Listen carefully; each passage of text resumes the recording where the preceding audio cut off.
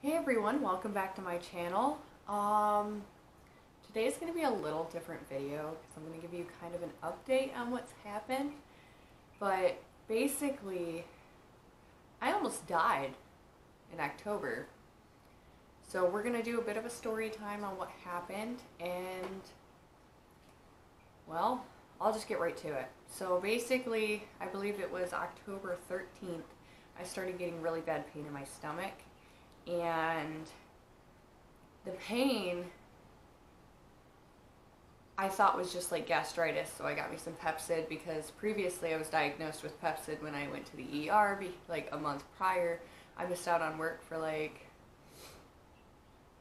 2 days because they told me I should probably take off because it's just going to irritate my stomach. So I stopped eating like most greasy foods, so on and so forth. After that, so I called off. I worked through my whole shift in excruciating pain on Tuesday. On Wednesday, I called in because I was in so much pain. And then I got Zach to get me some yogurt and a few things that I might be able to eat because I thought it was gastritis. And then comes Thursday. Zach goes to work, and when I finally get up, I literally fall over in pain. Like, I'm in so much pain. I have his mom come pick me up because she's only a 10-minute drive away. I have her come pick me up. She canceled her daughter's appointment, came and picked me up, took me to the ER, and I was in the waiting room for like 3 hours because, you know, they don't know, I guess, and we're also in COVID times, so things were taking longer. But I knew I had to stay there because I was still in pain. I kept getting in more pain. And then it got worse, basically. So they ordered some blood tests and MRI. And when I went for that MRI, I could feel something was wrong when I'm on the table because you can tell when there's something wrong with your body. Like, it felt weird laying flat, if that makes sense, because it felt like there was something there. But basically, I had to have an emergency surgery. They were wheeling me back at about 12 in the morning. Yeah, so it was about 12 in the morning. They were wheeling me back to the OR. They didn't know my COVID test was negative yet. And they gave me some things to calm me down and everything in the hallway on the way there because they instantly put me under. I don't remember actually being in the OR room to go under at all. Like, they were already like slowly trying to put me out because apparently it was so bad. They couldn't see anything on the MRI, so basically they had to do an exploratory procedure. So I have a scar right down my stomach, and here I'll show you just so you get a better representation. It's right down the middle. You can see my stretch marks for my kid, but you know what? I don't care. Free game. But basically, my intestines were completely like twisted and raveled upon each other. And that being said, they had to unravel those, and in that they found that I had a tumor, which later we found out was a cancerous tumor, but when they were inside, they treated it as cancer before they knew it was. So they took out part of my intestines, part of my colon, a little bit of my bowel, and then they took out my appendix because it looked like it was going to go bad soon anyway because it started showing the signs, as you can see, because they went through everything. They felt through all my organs just to make sure. So basically, I'm missing some organs, but it was only 3 centimeters, I think it said on the piece of paper. 3 or 3.5, it was one of the two. So they caught it so early that they don't believe it's going to come back because they tested it. It shouldn't show that it would come back. I had, I think, 3 weeks out of work, so I lost some money. I'm still a bit sensitive to the touch in some spots, but it's okay. The staples healed weird. One of them ripped out. Like, it was a okay healing thing. But what I can say is the pain from my intestines twisting inside of me was far worse than when I was in labor. I can't say to other women because some people have it harder. Like, my labor was kind of smooth, and I can agree with that. But the pain was so excruciating that I didn't know what to do. But then I'm in the hospital room, like, in recovery, and I'm in pain. I'm in pain. I had a tube up my nose, like, so I don't have anything in my stomach because that's not good. I hadn't eaten like 2 days prior to this anyway because I couldn't. I tried eating the yogurt, it didn't really work. I didn't eat the whole day. I was in the ER. So when they did the surgery, I hadn't eaten for like a day.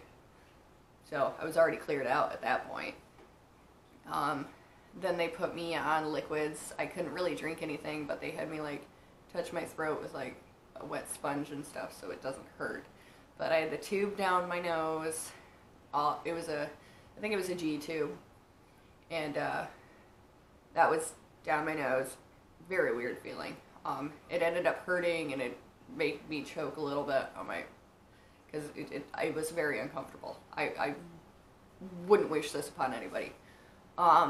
They took it out Saturday, like in the afternoon.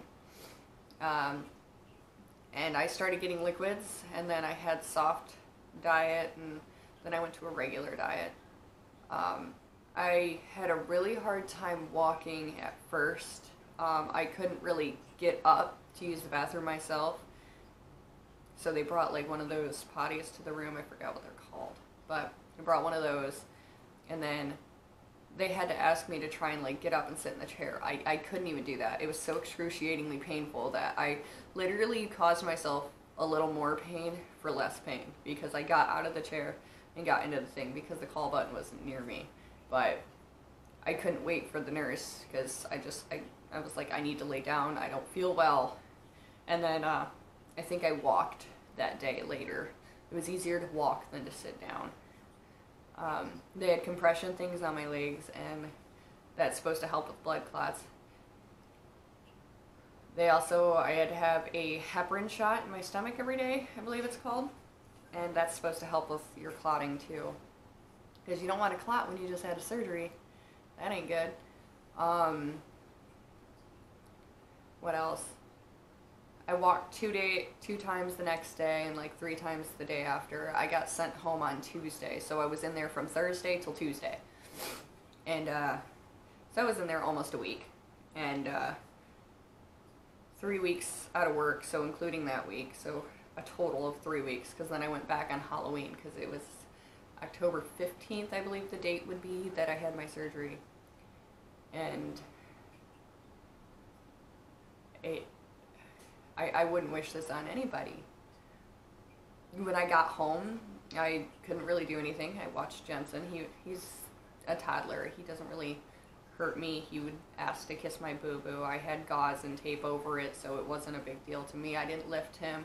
I actually slept in his room downstairs on an air mattress that we already had for my cousin when she comes to visit from Florida. So, not to mention, we literally just moved into this house, and then this happens a month later. So, I'm glad Zach can pay all of our bills. But I had to give myself shots in my stomach every day so I don't have clots. And then they gave me pain pills that I utilized them. I wasn't in too much pain by the time I got home. And I'm not going to sit there and dose myself with narcotics because I don't trust it. My dad was an alcoholic, and I can't sit there. I don't like things like, I quit smoking because it was an addiction. I'm not addicted to anything because I can't risk it. So basically, now I'm okay. I'm still watching things, like, I'm obviously scared a little bit with like, hey, it's gonna open up, but then like, I don't think that's gonna happen, but like, you never know. I lost my belly button piercing, so I missed that. So my cousin and I decided that we're gonna get tattoos together since the belly button thing was ours together when I was like 15. So now, on January 6th, I have to get a colonoscopy. So I have to get a colonoscopy to basically see if there's anything else in the lining on the inside, because they already looked on the outside, they took extra out, there was no dead tissue, anything. So they're going to check everything going down and up. I'm not happy about it. Jesus, dog, now is not the time. Ignore him, because we're almost done. But basically, the colonoscopy is going to tell me that I either still have cancer or I don't. And if I don't, then we're going to try for another baby. And basically, that's that. But if it is, then I'll just keep you updated with the next steps, because we pretty much caught it early, and I am so thankful for that. If even though it was in excruciating pain, if I wasn't in excruciating pain, who knew? Who would know where I'd be now? But I figured I needed to share this with you guys. So anyways, I'll see you in the next video. Thank you for listening to my story time. Please feel free to like, comment, and subscribe down below, and I'll see you in the next one. Bye.